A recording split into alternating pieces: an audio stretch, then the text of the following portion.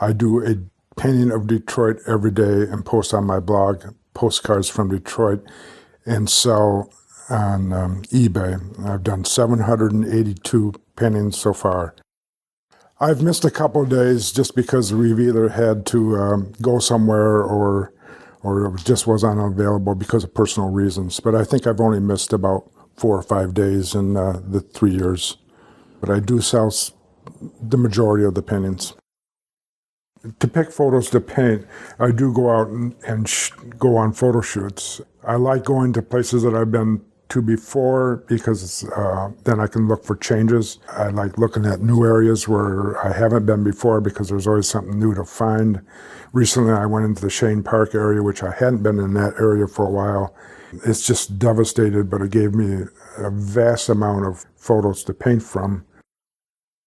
It is a visual diary of Detroit. I mean, 780 paintings of Detroit, and most of them are all different. You're going to get a pretty large cross-section of what the city looked like at the time I'm painting it.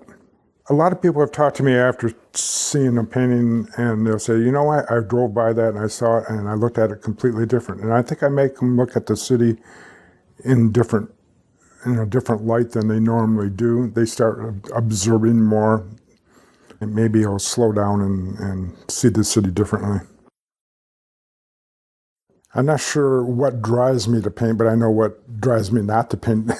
I'm not happy if I'm not painting. I'm very happy in my studio. When I'm painting, it's where I'm supposed to be.